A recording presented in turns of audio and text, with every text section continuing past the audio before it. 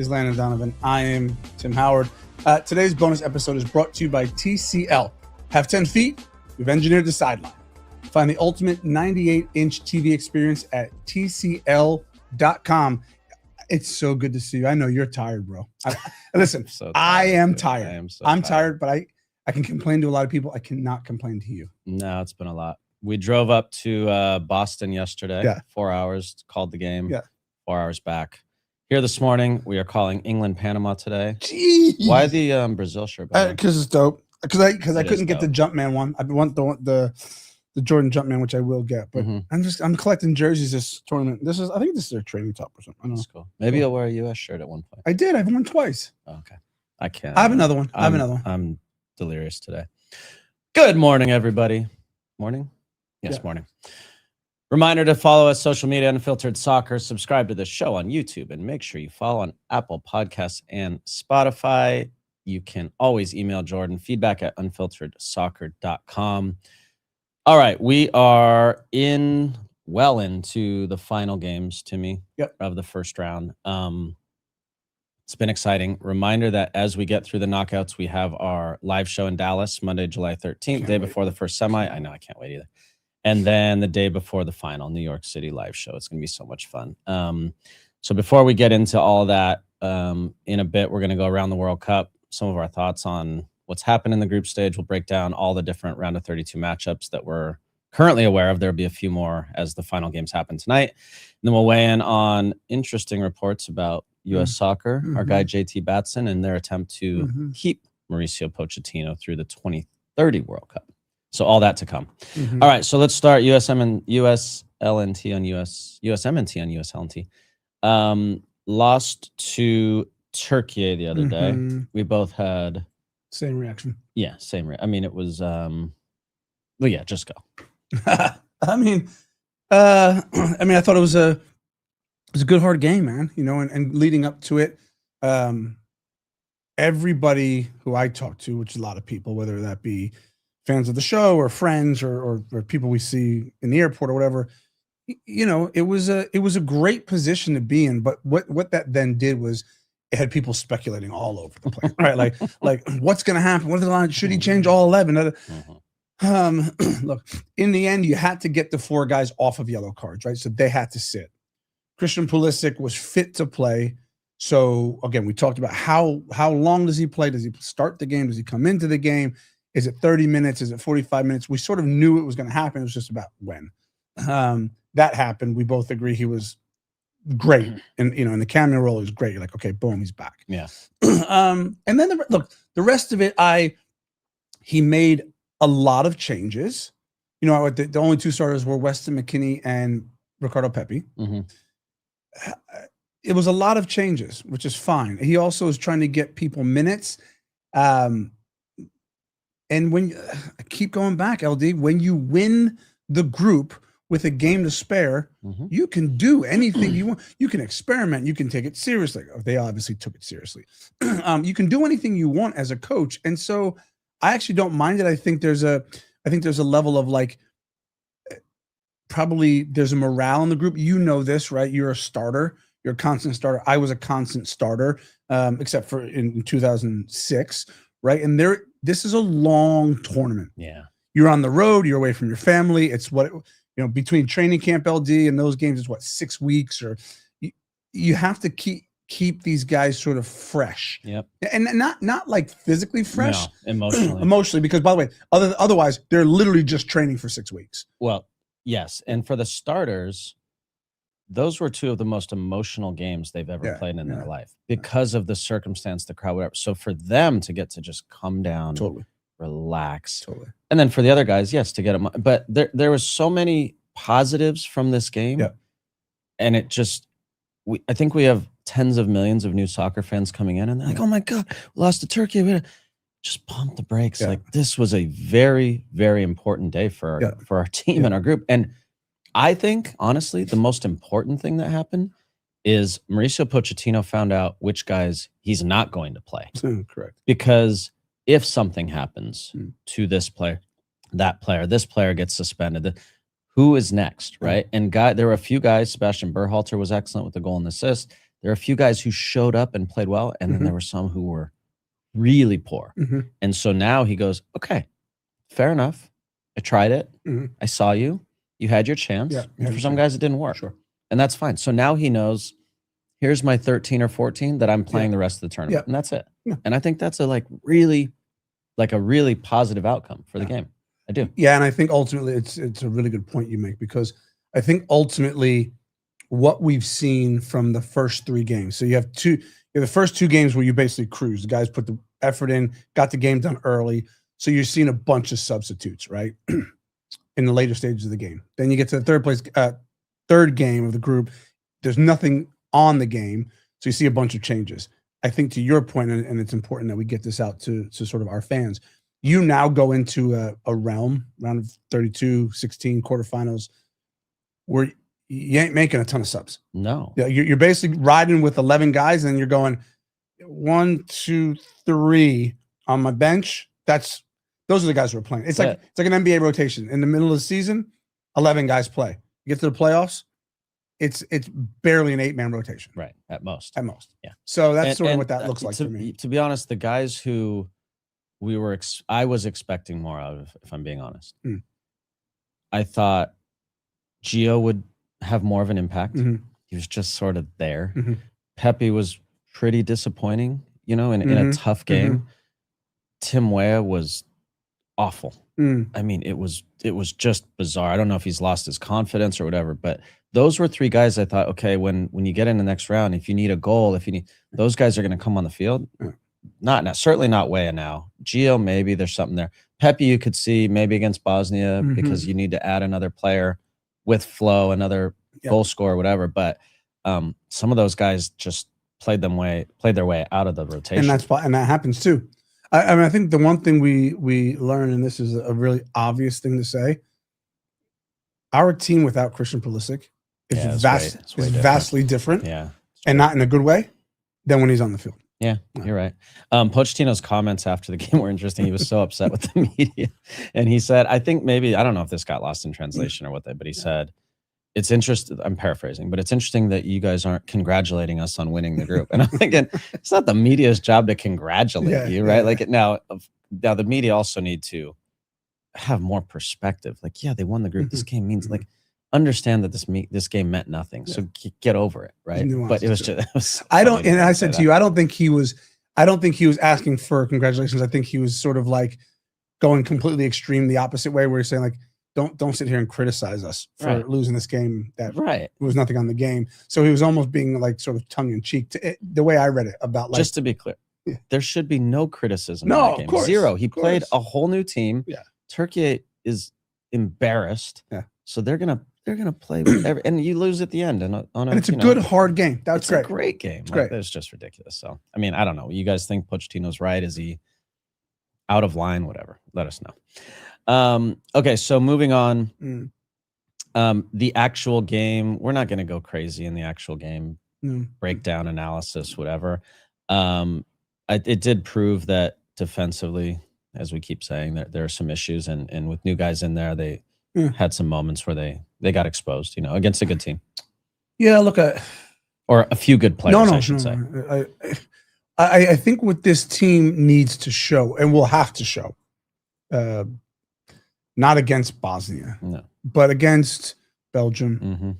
What this team is going to need to show is that they can be resilient over the course of 90 minutes and keep a clean sheet. Or if it goes to 1, sure, no problem. Defend, like, be able to defend being 1-0 down or 0-0 to keep themselves in the game. Because a lot of times games sort of ebb and flow. And when you talk about the trajectory of a single game, you're like, if you concede, let's say we play Belgium and we concede first, like, that's okay. Can you stick in the game? How do you stick in the game? You might have to defend for 30 minutes before you earn the right to get out on the break. I don't know. I'm making the scenario up. This team, because you talked about defensively, hasn't quite shown.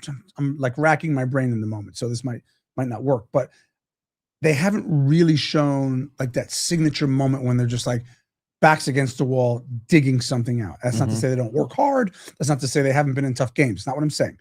But against a big, top proper real opponent having to dig in, keep a clean sheet, maybe keep it at 1, and then get something at the end. So they did it against Australia at the end of the game, but that's of course not a big team, right? So like not a team with tons of talent and Trossard and Lukaku and De Bruyne coming in, but Doku and but they're up 2-0 at that point. No, they're up 2-0, but they had that like 20-minute stretch where you're like, okay, this is good.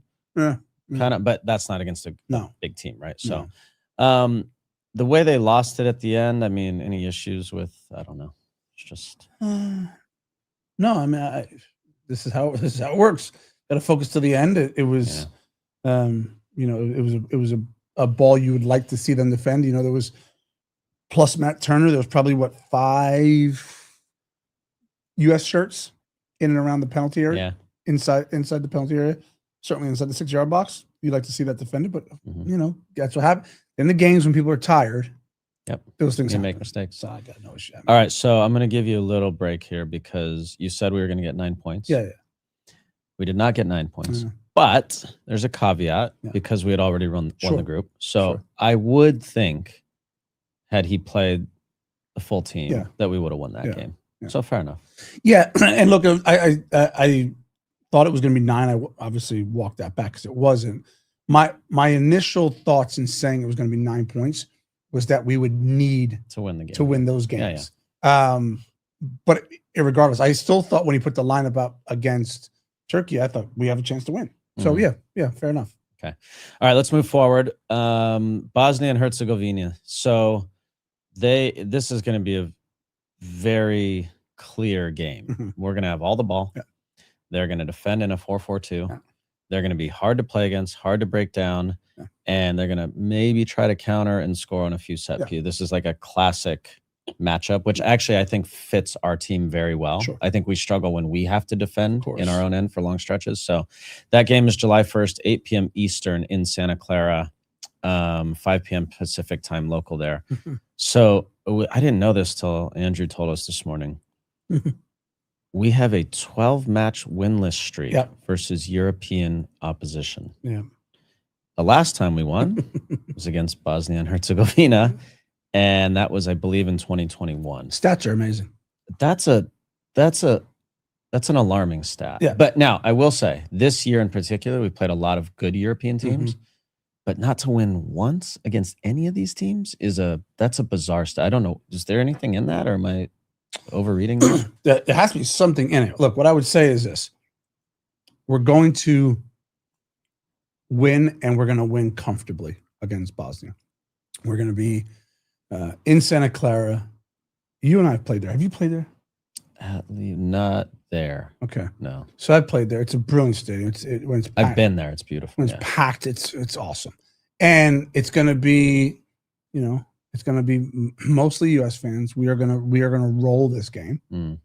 And if you want to know about soccer, watch this show, because what I've said all along, and I talked about the quarterfinals, is we are going to come out of this game so high, LD. Right? You know what it's been like to win our first 2 games. Everybody's been super high. Then we lose against Turkey, and everyone's low. We are going to come out of this game 2-3-0 winners, and people are going to be like, oh my God, this is amazing. So my point in being right is, I said, if we win the group, we're going to get a very easy round of 32 game. If we then get to the round of 16, my quote was, we will have to beat a bully. That bully is Belgium. Yeah. Okay. I also said, I give us a better chance of beating that bully because we will have then won at that point. Momentum. Yeah. I said we'll have won 4 or 5 games. So we're literally going to come out of this game. Our players and our fans are basically going to go, all right, so you're saying we got to roll our sleeves up and we got to dig in and we got to fight like heck for 90 minutes to beat Belgium. All right, I give us a chance. Yeah. So that momentum is going to feel better for our team. Now, it's going to be tough. It's going to be tough. Belgium's going to be tough. So the last time we played them, we won 1-0, 89th minute winner from this player. Oh, who was it? I think it was 2021, he said. Oh, God. 2021. Let's say, who would that have been? 2021 winner. Frank Seamek? Yeah. That's wild. But yeah, but he also saying if we get this say- right, he'll have eternal respect for us. So we're not going to get it right. So he has no respect for us. Okay. You're not getting this right, he said. All right. So let's this guy doesn't even play soccer anymore. Let's say Yunus Musa. Tim Ream. I have no idea. I'm just chucking that in. Cole Bassett. Cole Oh my Bassett. God. I play with Cole. Oh, you're Colorado boy. Yeah. Wow. Yeah. Wow. Never getting that right. Okay. Okay. Bosnia were the third place finisher from their group with Canada. They drew Canada, lost to Switzerland 4-1, and then they beat Qatar 3-1. Still got some goals in them. Their manager, Sergei Barbarez, was actually a former professional poker player. That kind of works actually in coaching, huh? Like the thinking it through, the mind games. Yeah, that's interesting. Okay. They have goals, by the way. That's what worries me a little bit. Yeah. Not but they're just not going to have. No, they're not going to have any. I'm not worried that we're going to lose. They're not going to have any of the ball. They're really not.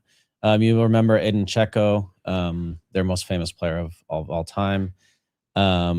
He is 40, so not someone really to worry about. He didn't play against Canada. He played 63 minutes against both Switzerland and Qatar. He was a monster. He was a monster. I played against him so much. Oh my gosh. And then interesting, 17 of their 26 players were born outside of Bosnia and Herzegovina, which is a really interesting stat. So I agree with you. I think we're going to win the game. I think we've had in both the Australia and Paraguay games, we've scored early, which really helps, and just gets you going, gets the momentum going. And I feel like that could happen again. So it's a game we win. It is. And then Belgium play South Korea. Mm-hmm.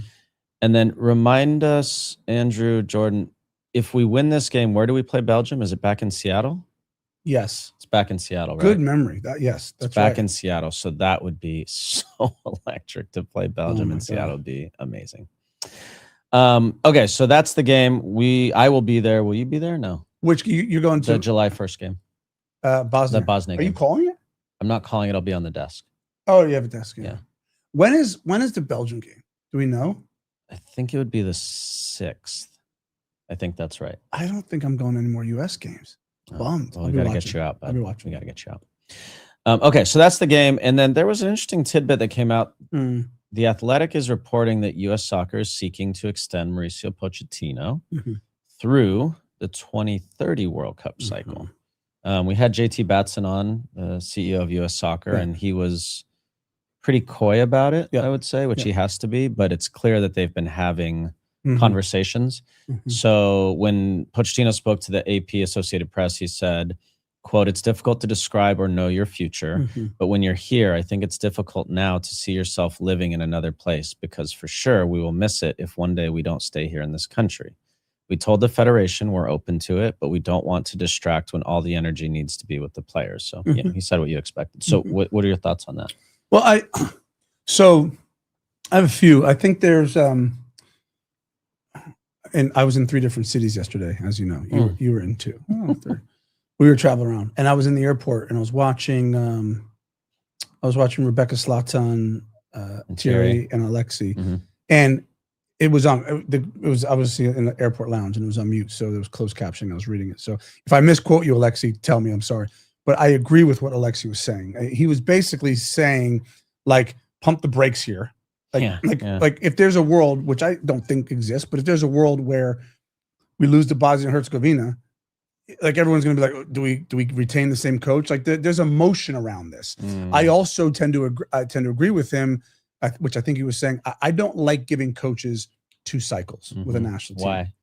Well, it gets stale. I think in certain moments, okay, France not being one of those teams, but I think it gets stale. I think you need to freshen things up. There's it's just sort of the way that I experience World Cups and World Cup cycles and World Cup qualifying. Now, the caveat to that is Pochettino hasn't been in charge for a cycle. Right. It's only been 18 year months and a half. Yeah. So you can make that argument. Let's give him more time. Is there a Copa America on the horizon? That sort of thing. So I tend to think he's not staying. Also, one of the great things about JT Batson is he knows where the money is buried.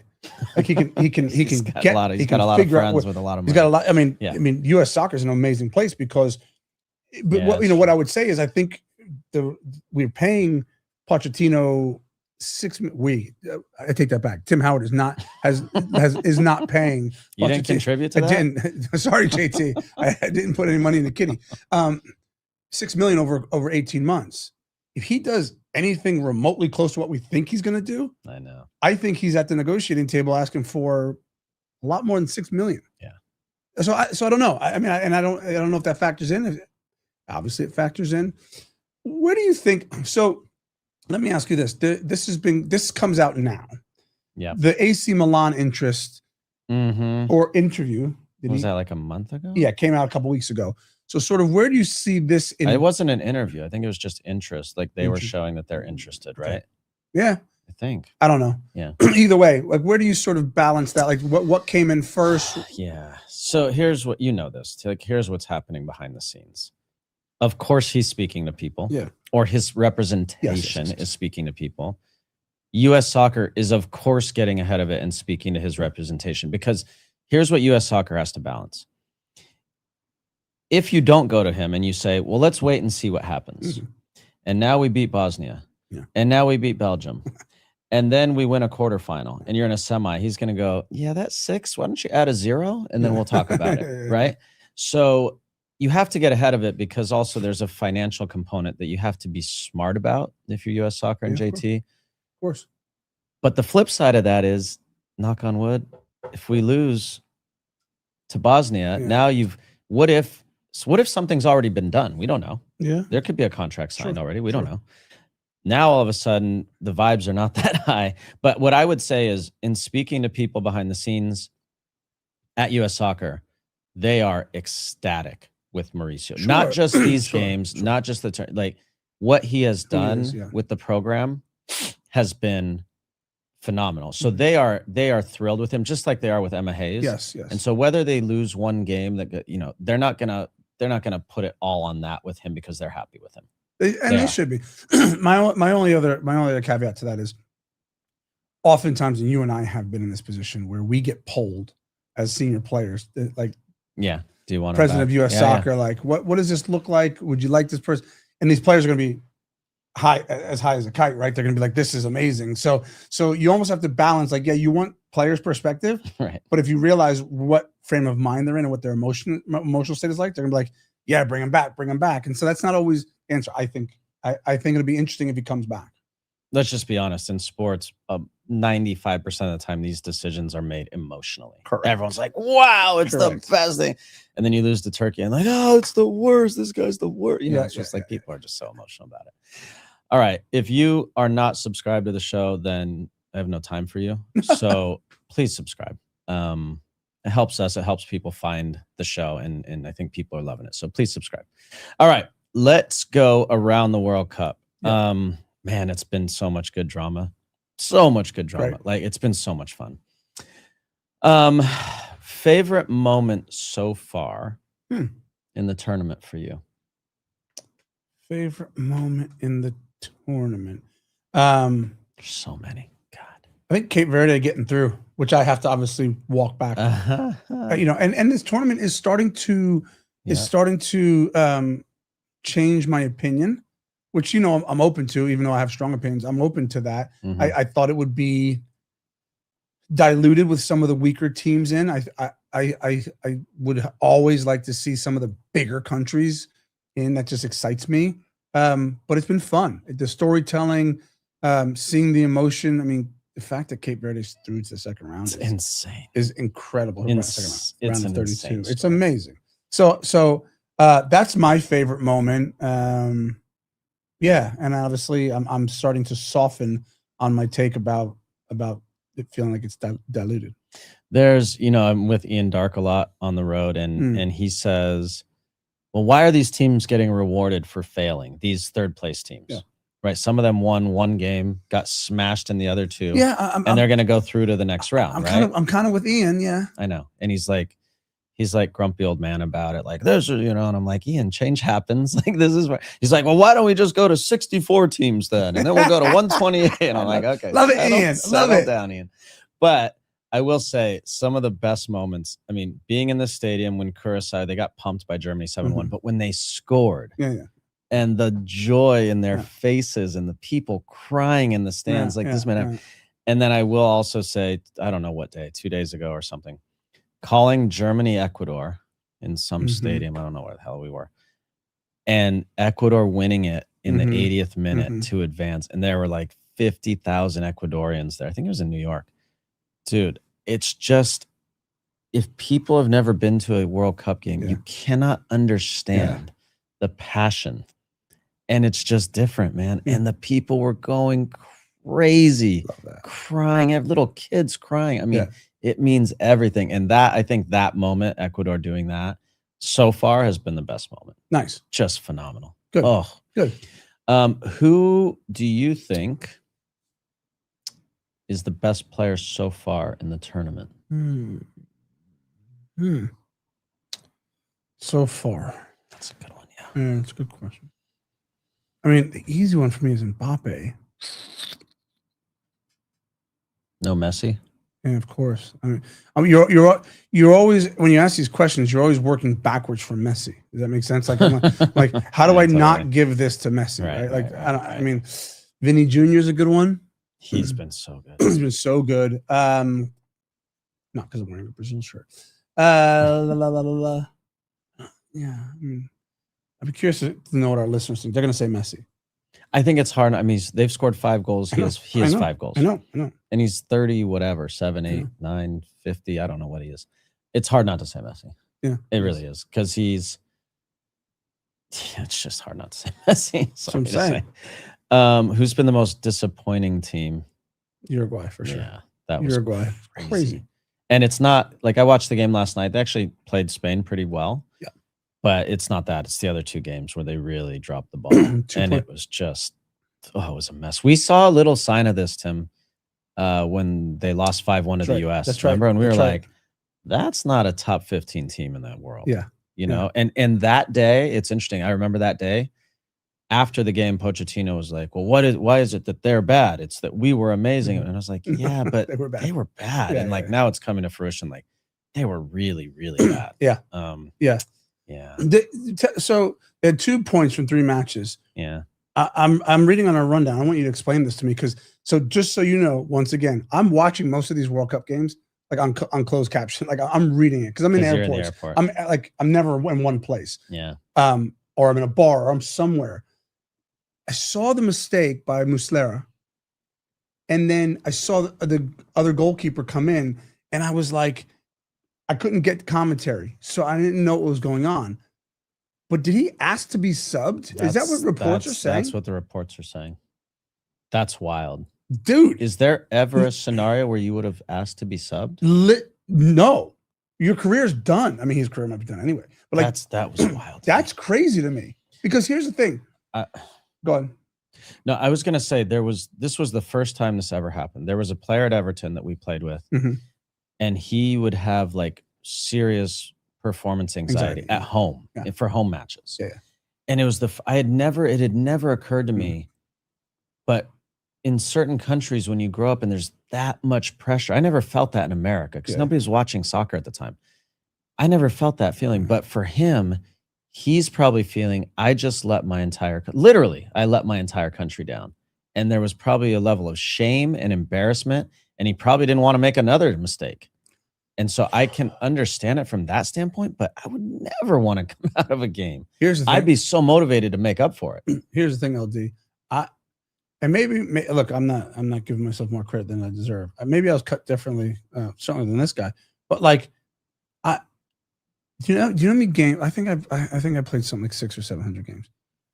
There's hundreds of games. Hear what I'm saying? There's hundreds of games where I literally wish the ground would swallow me whole. Like I literally wish that I can tell you now, there were hundreds of my 400 some odd games that I played at Everton that I went in, true story, that I would walk in the dressing room at halftime and I would literally think, if David Moyes subbed me right now, I'd be the happiest man in the world. Because I'm crap today. My nerves are shot. I'm low on confidence. But there's like a resilience to that. And by the way, I'd never beg off. Never. No. Like never. That's wild. Crazy to me. Like you would You know how well, you do know. Asking to come off, the confidence of the rest of you'll never earn that confidence back. Your teammate, if someone did that in my dressing room, I look at them, I go, well done, but see you I'll never trust you again. Yeah. But maybe he's done with the national team. I don't know, which would be a terrible way to go out. But anyway. It's just wild. Yeah. I don't know. Okay, so Bielsa didn't work out with him. A lot of tension between him and the players, apparently. Yeah, that was not good. Give me, I guess, 2 or 3 teams you feel best about coming out of the group stage. So we have been doing this for months now, and people kept asking me, like, who's going to win? And I kept saying, I will take Spain and France against the field. The winner's going to come from Spain or France. And then to be pinned down to one, I kept saying Spain. I think France. I mean, I'm not going to change. Yeah. Right. But like, wow. Like, tell me, somebody write into our show. How do you stop France? So over the last few days, I did Brazil game. Yeah. I did a France game. Yeah. I've watched Spain. I have not called their game yet. Spain, when Nico Williams comes on the field, is different. It's why they have been so good over the last few years, because they had Lamine Yamal and Nico Williams who can stretch the field. Yeah.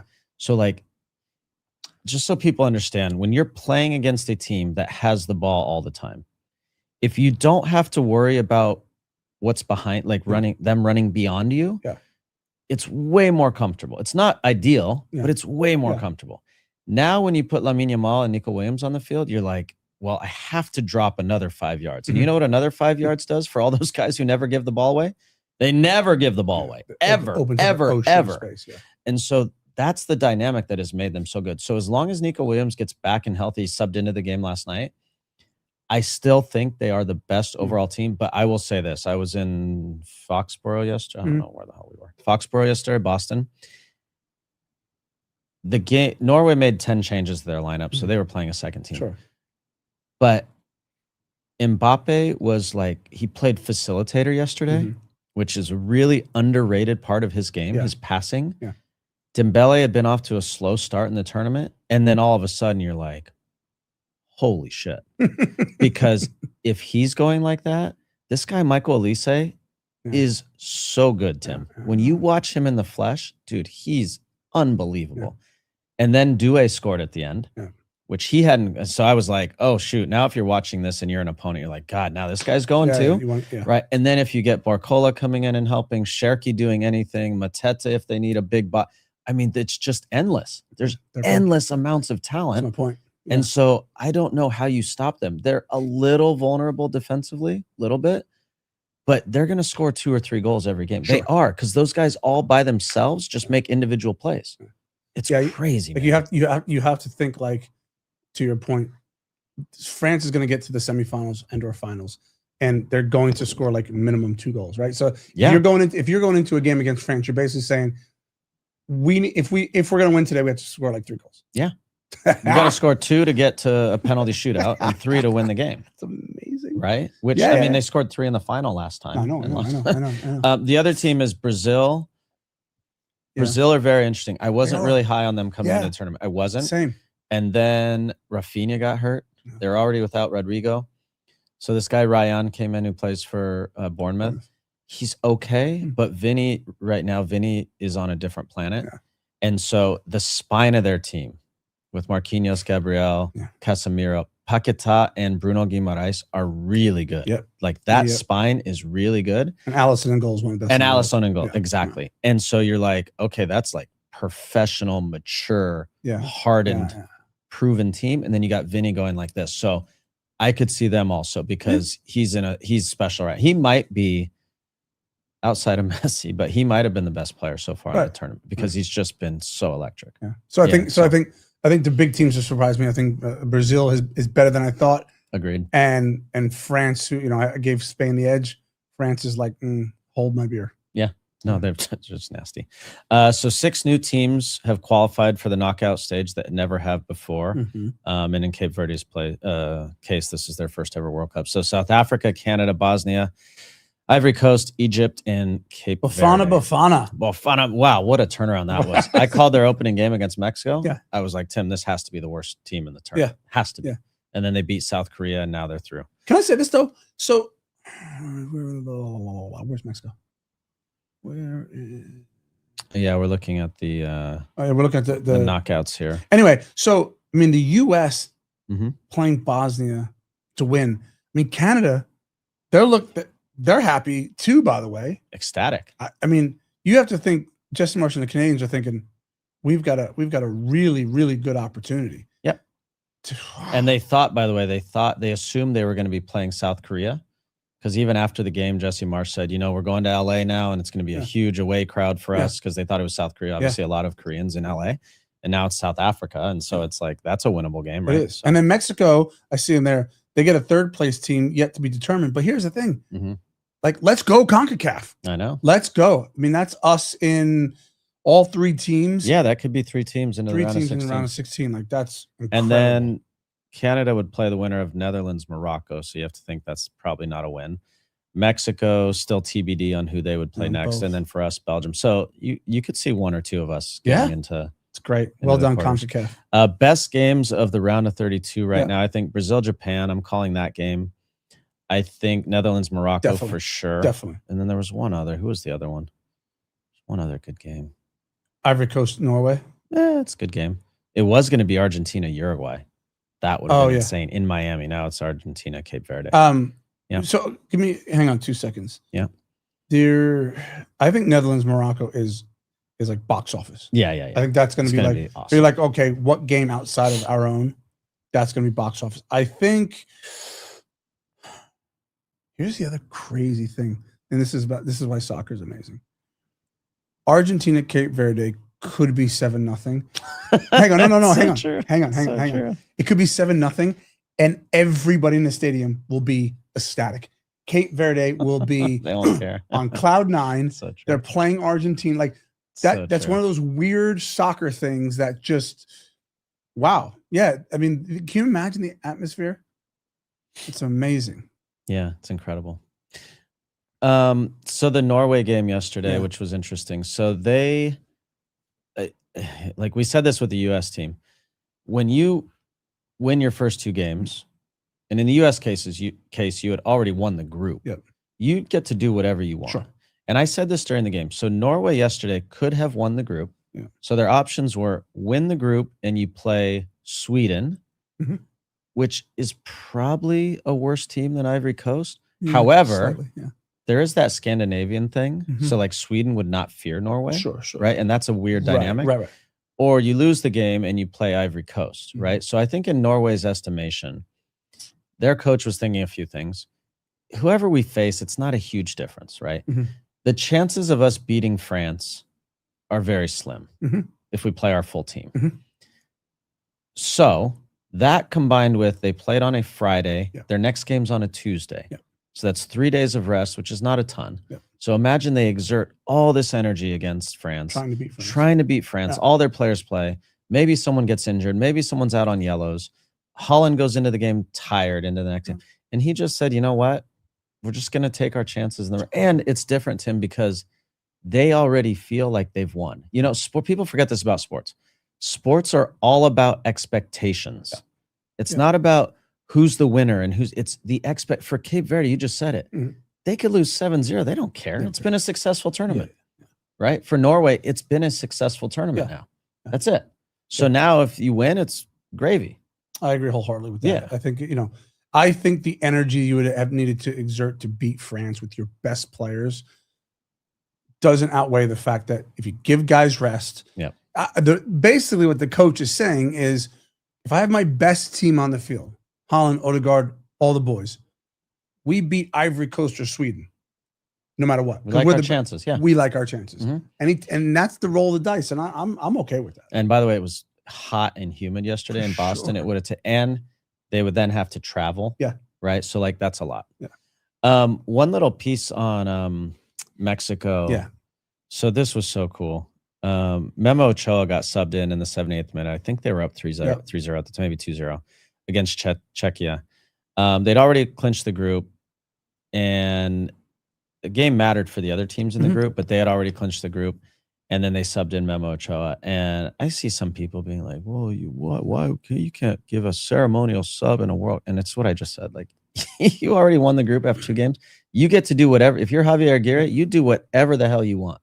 And I thought it was awesome. It's amazing. I mean, 6 World Cups It's now. amazing. Yeah. I mean, Memo Ochoa and I have played against each other a lot. I think the same. world of him. Yeah. It's incredible that he's been in six World Cups. He deserved it. He absolutely deserved it. He was crying. The players were like throwing him in the air. It's incredible. It's incredible. Well done. Here, you know, the other thing is, and you've coached. I haven't coached. I don't know why anybody in their right mind would want to coach. But I oftentimes do think about like World Cup is the pinnacle. But I think about it like at the end of Premier League seasons or at the end of a regular season or playoffs. I do think if I was a coach, because as you said, moments matter, seasons matter, but ultimately, like, there are things you can do as a manager that are small that will live long in a player's career. So I've always thought to myself, I don't know who that person would be, if it would be like our statistician or a video guy or PR person.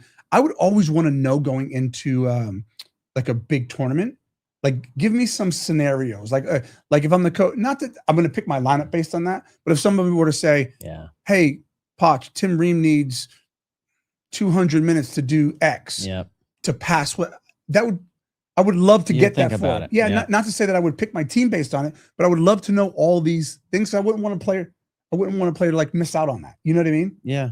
Yeah. Interesting. That kind of to that point, and it didn't end up happening, but I was thinking of Cristiano Ronaldo when they played in Seattle. Yes. Right. Now it was 2-0. It was a game they had to win, but yeah.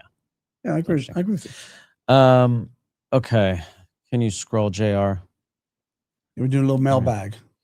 Oh, mailbag now. No, we're jumping into the mailbag. Okay, great. Yeah. By the way, Egypt last night, that was cool. Did you see the end of that game? No. So the end of the game, Egypt-Iran.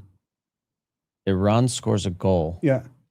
In stoppage time. It was after dark. I watched it this morning. The keeper's off the line. Yeah. And so there's another defender that's keeping him on, but the keeper's off the line. Yes. Right. Yes. So he ends up being offside. The keeper's ahead of him. So he ends up being slightly offside, but it's literally like his heel. Yeah.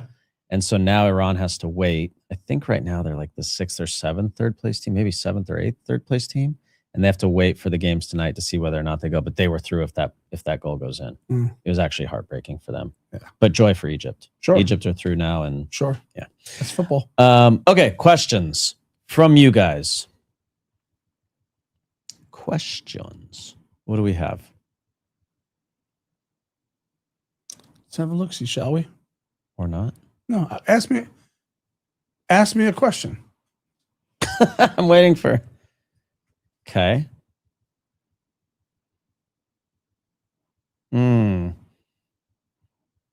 Okay, so Jordan says for our Minister of Defense, Secretary of Defense, Secretary General, Minister. Sure. Department of Defense. Would you have preferred yes. that Matt Freese play last game instead of Matt Turner? Yeah, I've said this all along. Matt Freese, because people ask my expertise, I think he's very good. I like the head he has on his shoulders. I love the way he plays the game. He's been a bit of a late bloomer, right? Through the first 2 games, LD, I'd have to go back and look at it, but he's sort of probably made like 1 save of note. I'm not even sure he made any big. Right, he has. The team has played well, and he's orchestrated the defense. So again, you're talking about a guy who his cap total is in the teens. Right. He's a young goalkeeper, even though he's 27. He needs moments like this. Wouldn't you have loved to see him? Yeah. In a tough game. We keep talking about Turkey. It was a tough World Cup game. See him there, sprawling, making big save. Like there's a maturity in that as well, right? A younger sort of mixed match back line, getting his communication right, better, improving. I just thought there's such an opportunity there. Now, Poch marches to the beat of his own drum. He's made a ton of brilliant calls. I'm not questioning that. But I am saying I would have loved to see Matt Freeze. Yeah. Because, by the way, when we get to Belgium, he's going to need to have a standout. He's going to need to have a standout. Let me play devil's advocate. Sure. What if Matt Freeze had played and they still give up those 3 or 4 goals? Does it hurt his confidence at all? No, I'm okay with it. What if he gives up a bad one? Yeah, sure. I mean, there's a lot of what ifs. I'm just saying. No, I know. Maybe something that played into it for Pochettino. I still think the other side outweighs a worry. Like there's always a worry that you're going to get injured or make a mistake when you step across the field. Like you can't move past that. Can't live in fear. No, and I think that those reps, seeing those type of moments, would have done him good. Yeah, I do. Yeah, I agree. Okay, next. This is from Knoxville United. Is that a team? That's cool. If Pochettino leaves, what chance do we have to get Guardiola? And do you think his system would work in the U.S.? I think great question. Pep Guardiola's system would work with my high school team. Do you? Yeah. But they can't play the way his players play. Nah, he'd invert some fullback from North Brunswick Township High School, straight in the midfield. Yeah, I always thought it was interesting when I looked at, because this guy I played for, Roberto Martinez, and he went on to coach Belgium and Portugal, and I've always sort of thought, and I've said this publicly, like he should be coaching the U.S. men's national team because Roberto Martinez, yeah. But a guy like Pep, that have these real signature styles that can put our players in. Yeah, I mean, would Pep take this job?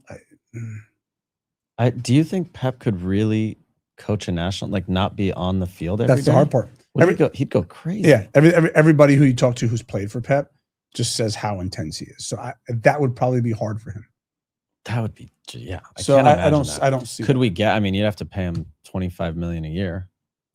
JT's like, what? JT's Hold on, got man. 70 buddies with 25 JT's million like, wait a minute. Have you seen my dinner parties? We got that money. Love you, JT. All right, last one. From C15 Shull.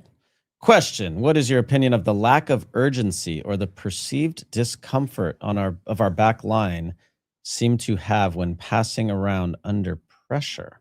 I'm going to keep that question up because I'm going to have to read that 3 more times. Opinion of the lack of urgency or the perceived discomfort our back line seem to have when passing around under pressure. I don't know. That feels like 2 different questions. So they're lacking urgency. And they seem to be uncomfortable. I don't. Maybe in the last game, I would honestly say I didn't see any of that in the first 2 games. And if we're asking that question about Türkiye and a back 4 and goalkeeper who are like changed, I don't. It doesn't factor in for me. All right, I want to share. Hold on, I want to share something about World Cups. Yeah. That are so different than playing in a league season. Yeah. In a league season, you make a mistake in a game in the 17th game out of 38, and it leads to a goal. You might still tie the game. Maybe you lose the game. You can get past it because you can say, well, in the whole, we're still better off by playing out of this pressure, and it helps our team. Right. In a World Cup, you have 3 games. In 2002, we were 1 goal by another team, Portugal, South Korea, from not advancing. And we get to the quarterfinals. Right. We were a goal from not getting out of the group. That's crazy. It would have been a total failure. Right. 2006, we are 1 goal that Ghana scores that we don't from advancing. So we don't advance. It's this huge failure. If we had scored 1 goal, we would have advanced and it would have been a success. 2010, 1 goal against Algeria, and it's a huge success, biggest moment ever, blah, blah, blah. We would have been going home. Yeah. And so every goal is so crucial. There are teams that are going to go home as a 3rd place team because of 1 goal. Yeah. They will not advance to the next round because of 1 goal. And so when these teams are playing out of pressure and playing out of the back, I saw Scotland do it against Brazil. They gave away 2 goals. Oh, I saw it. If Scotland had not given away those 2 goals, they're still in it today and maybe a chance of finishing as the 8th best 3rd place team, depending on how the things go. Good point. So I just don't understand, if you are not so comfortable in that moment, why you are playing out of pressure in the back. Mhm. I get it during a league season. Sure. I get it. Yeah, good point. There's value in that down the line through the game, whatever. In a World Cup, it makes zero sense. Yeah. So to his question, I haven't seen that with our US team, thankfully, but I see no value in it. The risk reward is just not worth it. Totally. It's just not. Okay, last question. I lied. One more. Nolan Weisner. Would the U.S. rather play Portugal or Colombia if it met in the later rounds? Not being funny. Go wait. Put that picture back up. Put that picture back up. No, that's a different picture of Nolan. There's a guy in that picture, the original one. He has this long orange ginger beard. He definitely looks like a friend of mine from Manchester. That's wild. That's Maybe it is. It's not. It's not. His name's not Nolan. Okay, Portugal or Colombia? Who would you rather face? Ooh, Colombia. I think Portugal's really good. I don't know about. I know it's a dumb thing to say. Go on. Portugal are very good. Yeah, very good. This is.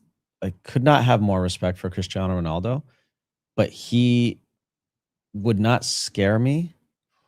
And I know Colombia don't have like crazy. They have Luis Diaz, but like I just feel Colombia is so hard to play against, dude. They are so nasty and they run and they fight and they battle. And I don't know if that would be best for our team. Here's why. Okay, here's why. Because with Cristiano, let me make the case. Mm-hmm. He doesn't need, like, when he gets a half chance on the angle, he will finish it. I know. And against the U.S., which we saw in Atlanta, they will get chances. He will get half chances on the angle. Those are going in. Yeah. So he's not a world beater, but that worries me. All right, I take it back. Portugal. I would rather play Colombia. All right, guys. Thank you. Appreciate all of you for being here with us. I don't know what day it is. Saturday, maybe. I will be calling England, Panama later if you want to tune in. Incredible. Or if you need a nap, maybe it'll put you right to sleep listening to me. Appreciate you guys being here. Thank you, TCL, for sponsoring today's awesome bonus episode. Remember, as always, to subscribe: YouTube, Apple Podcasts, Spotify, anywhere you get your podcasts. Follow the show across all social media, Unfiltered Soccer. Let's go USA, July 1st. I will be there. Cannot wait. San Francisco, San Jose. Bring the heat. Seattle and LA have, so bring it. LD, keep crushing it, man. I don't know what day we're on. I don't know what episode we're on. We just keep cranking these things out. You are listening. Appreciate you. Have an amazing weekend. You're gonna work. I'm gonna go take a few days off with my daughter. We're going out to the beach. Let's go. Enjoy the games. I'll be watching. We'll be back next week with another live edition of Unfiltered Soccer.